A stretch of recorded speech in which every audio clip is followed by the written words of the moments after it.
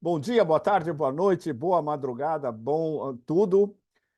Quem está falando é ela, a caneca do Donbass. Vocês sabem que a superstar é ela, né? Eu sou como um gato aqui. Eu fico afagando a caneca do Donbass porque é ela que tem todas as respostas, né? Bom, hoje um arábica. Bom, olha, hoje é mais ou menos uma exclusiva mundial. Praticamente uma exclusiva mundial fora da França. Eu estou no Otanistão, eu estou em Paris. E hoje eu vou fazer algo que me remete aos meus velhos tempos de crítico de cultura, crítico literário, crítico de literatura, etc. Bom, 500 milhões de anos atrás, porque eu vou falar de algo muito importante. Eu vou falar desse livro. Esse livro, A Derrota do Ocidente, é talvez o livro mais importante publicado na Europa nos últimos anos.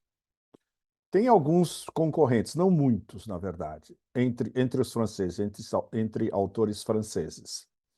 Alguns livros de história, alguns livros de geohistória ou de economia política.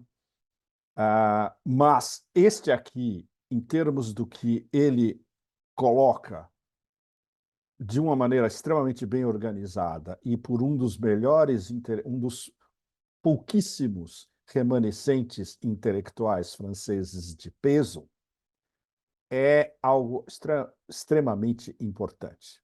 Bom, o livro foi publicado na semana passada, saiu na quinta-feira da semana passada. Evidentemente, causou um choque tão grande na mídia principal, porque vai contra tudo o que a mídia do Otanistão vomita há 2 anos, ou até antes, sobre a Rússia. É escrito por um dos principais intelectuais franceses da velha guarda, Emmanuel Todd, que é uma mistura original e extremamente interessante de historiador, demógrafo, antropólogo, sociólogo e analista político, analista geopolítico também. Bom, pra vocês terem uma ideia, Emmanuel Todd apenas por isso já teria passado a história. Nos anos 70, em 76, ele já estava prevendo a derrocada da União Soviética, na frente de todo mundo. Anos depois, ele refinou essa crítica. Quando veio a queda da União Soviética na França, todo mundo falou, claro, foi um dos nossos que previu, com razão. Ele começou a refinar a sua crítica do Império Americano. Em 2002, antes da invasão do Iraque, foi em março de 2003, ele publicou um livro chamado Après l'Empire, Depois do Império, onde já tinha os elementos principais de que os Estados Unidos poderiam estar seguindo no mesmo caminho da União Soviética. Por várias maneiras, por superextensão, mas por fatores antropológicos, históricos, que ele analisou melhor do que qualquer um na época. Esse livro agora é, digamos, Todd, inclusive, disse que esse é o seu último livro. Ele está com quase 80 anos, ainda cérebro, primeiríssima qualidade, claro, mas ele disse que agora ele é como se ele tivesse fechado o seu ciclo. Não só de análises da estrutura da sociedade francesa, ele tem livros excelentes sobre a estrutura familiar da sociedade francesa, de sociedades ocidentais, especialmente. Ele é um especialista em Ocidente, ele não é um especialista em Ásia, é diferente. O que torna ainda mais interessante a análise, porque é uma análise de um insider intelectual ocidental sobre a decadência do Ocidente e os diversos fatores que estão levando à decadência do Ocidente. Esse livro, se fosse escrito por um americano, seria extremamente raso intelectualmente. Se fosse escrito por um chinês, um indiano, um persa, talvez faltassem algumas conotações essenciais de quem sempre viveu no Ocidente, em uma das capitais intelectuais e culturais do Ocidente, Paris, e com toda a bagagem intelectual que ele tem, que é uma bagagem que está em extinção na França, que é da escola dos Annales, onde um dos principais expoentes era Fernand Braudel, que é o grande teórico, o grande historiador do Mediterrâneo, entre outros. E, claro, essa finesse intelectual francesa que muitos de nós, muita gente da minha geração, por exemplo, nós crescemos lendo esses caras e fazendo o possível para ler no original. Foi o meu caso. Eu sempre me forcei a lê-los em francês, desde quando eu tinha certa fluência em francês, já quando eu era pré-adolescente, digamos. E isso nos influenciou muito na América, no Brasil, na Argentina, na América Latina, na Europa Oriental, onde eles eram lidos também, além do Ocidente inteiro, para não dizer nas grandes universidades americanas. Então, o que eu vou tentar fazer para vocês com um tempo realmente, infelizmente, limitado, é tentar dar uma espécie de greatest hits, dos top hits do livro do Todd. Especialmente, vamos tentar começar com a tese principal dele. Basicamente, tem dois eixos. Ele diz que e isso tudo está ligado, evidentemente, à guerra da Ucrânia, porque a guerra ele demonstra muito bem como a guerra é uma situação de exceção que coloca no primeiro plano uma série de fatores que sem a guerra estariam em ponto morto ou em segundo, terceiro, quarto plano. E a guerra na Ucrânia colocou em primeiro plano justamente toda essa malese do Ocidente como um todo, não só europeu, evidentemente, mas americano, e o fato de que os americanos, na sua fase imperial atual, decadência ou não, eles se arguem como a vanguarda da civilização ocidental. O Todd diz, basicamente, tem duas razões principais dessa decadência do Ocidente. Uma delas tem a ver com educação, que é absolutamente fundamental, e o declínio da educação na Europa, nos Estados Unidos, diretamente ligado digamos, ao extermínio ou autoextermínio do protestantismo. Isso é muito, muito importante. Isso é o X da sua tese, porque ele demonstra claramente, ele faz uma releitura de Max Weber. Isso é super importante. Max Weber publicou a Ética Protestante e o Espírito do Capitalismo em 1904, 1905, 1906, um pouco mais de 100 anos. E o Max Weber demonstrou claramente que o estouro, digamos, do capitalismo, que foi, a gente pode dizer, basicamente, levou ao que a gente poderia falar do século de ouro da Europa. O século de ouro da Europa, aí eu estou resumindo ao máximo, ele foi entre 1830 e 1840, mais ou menos, até 1914, dá menos de um século. Isso foi quando a Europa realmente dominou praticamente o planeta inteiro, todos os continentes, incluindo partes da Ásia. Coincidiu, evidentemente, com o apogeu do Império Britânico, coincidiu com Britannia Rules the Waves, né? A Britânia controla as ondas do mundo inteiro, o mar do mundo inteiro, é uma potência talassocrática, uma potência marítima, e não uma potência terrestre. E a Revolução Industrial, e levando ao que, em 1914, muitos, não só Todd, mas outros historiadores, qualificam corretamente como o suicídio, o início do suicídio da Europa, que foi essa longa guerra dividida em duas.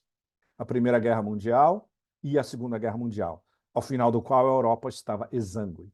E os Estados Unidos, de um dia para outro, literalmente, se tornaram o império e depois o pós-império. Então, o Todd coloca essa ligação direta entre o fim da ética protestante nos países que, basicamente, organizaram a construção do mundo moderno, do mundo liberal. Veja bem, e os principais não são católicos. A França católica foi mais ou menos um adjunto.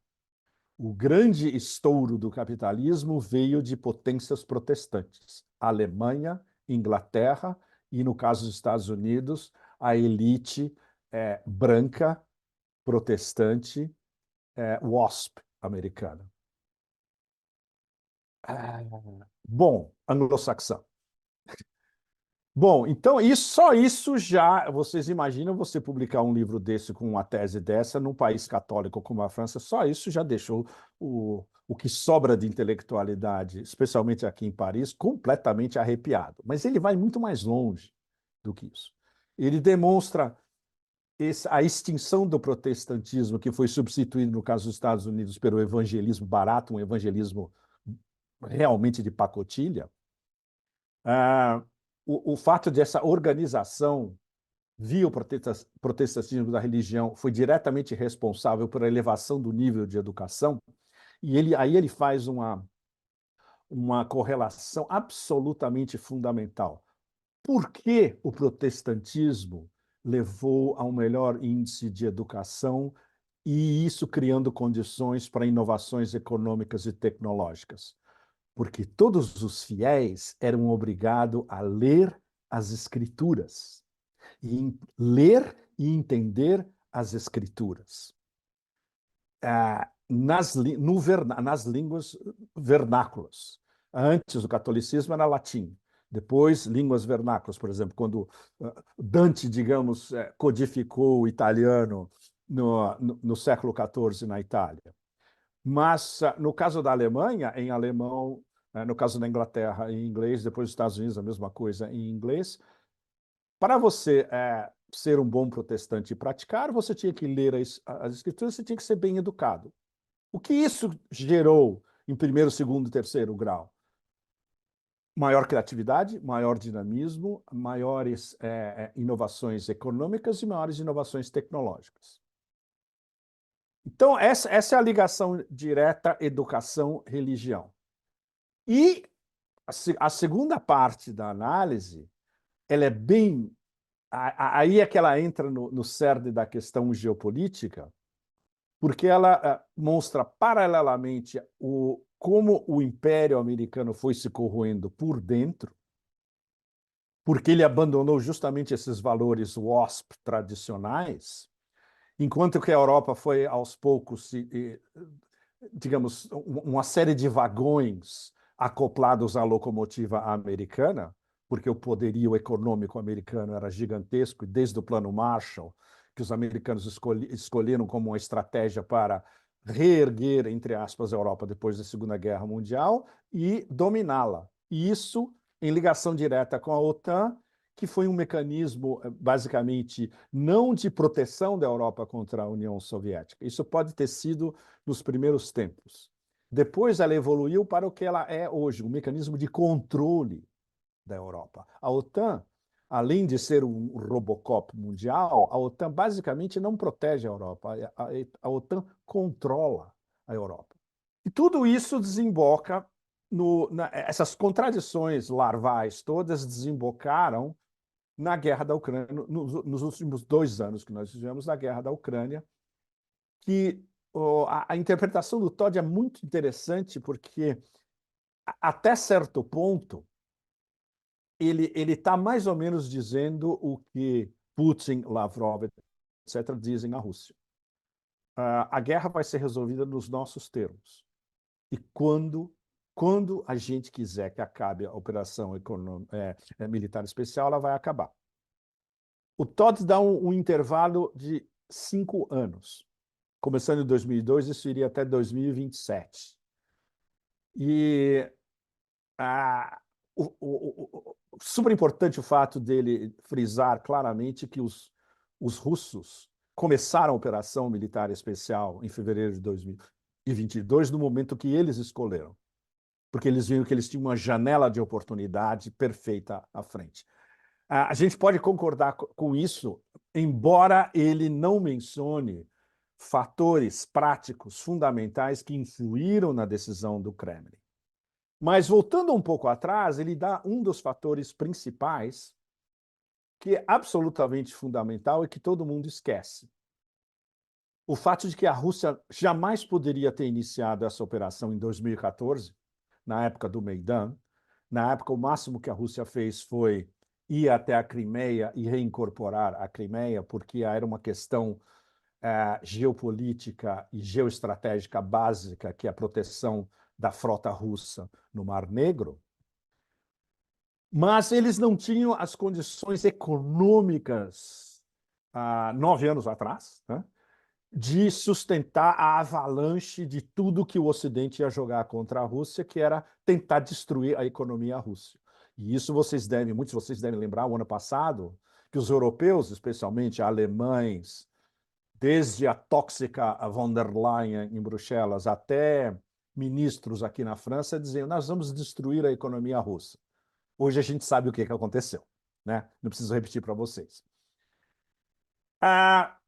E especialmente como a Rússia, na época, não tinha as capacidades técnicas de escapar do bloqueio financeiro, que é bloquear a Rússia do SWIFT, das transações do SWIFT. E, entre outras coisas, que Todd não cita, mas isso é típico dos europeus, que os europeus não têm ideia de como funcionam os BRICS. Muito pouca gente aqui na Europa inteira, França, Alemanha, Inglaterra, Itália, entende o game changer, a mudança de jogo implícita nos BRICS e agora com a expansão dos BRICS. O Todd basicamente diz que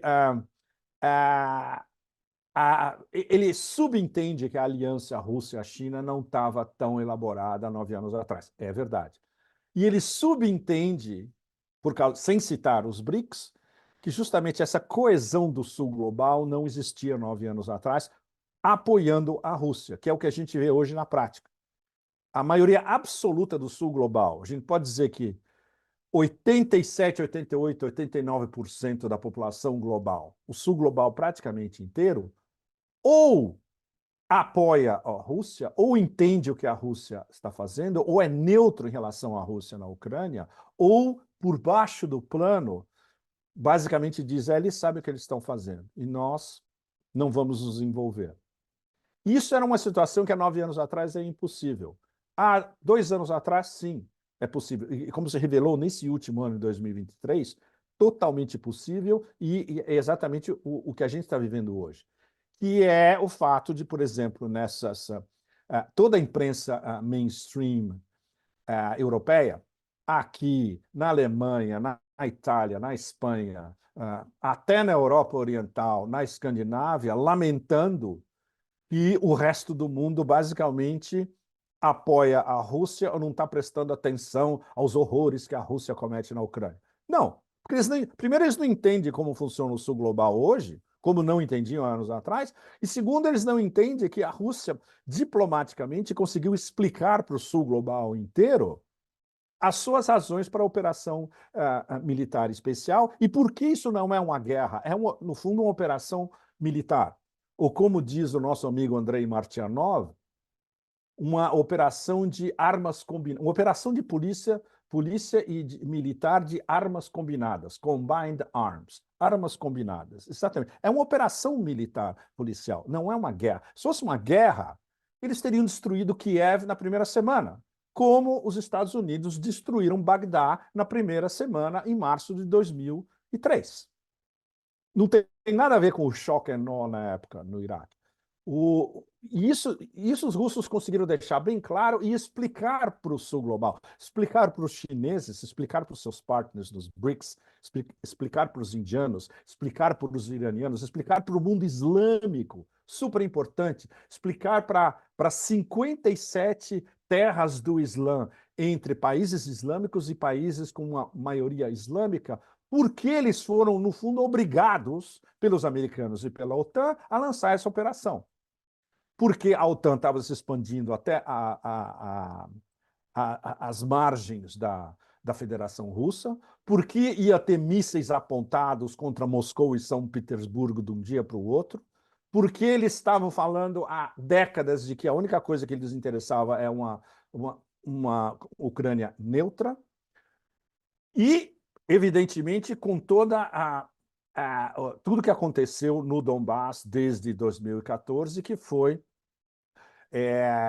esse assassinato em câmara lenta, porém non-stop, das populações russas em Donetsk e em Lugansk, mais de 14 mil mortos, a maioria absoluta civis, que não existem na narrativa ocidental. Assim como os palestinos em Gaza, mais de 100 mil entre mortos e feridos nessa semana, enquanto a gente está falando, para grande parte do mundo ocidental não existem. Os 14 mil mortos no Donbás desde 2014 nunca existiram na narrativa ocidental. Então, olha, eu vou tentar agora alguns pontos principais do livro do Todd para ilustrar mais ou menos esse painel geral que eu tentei dar para vocês agora. Então, logo no início, quando ele está falando da implosão da cultura WASP nos Estados Unidos, branca, anglo-saxã e protestante.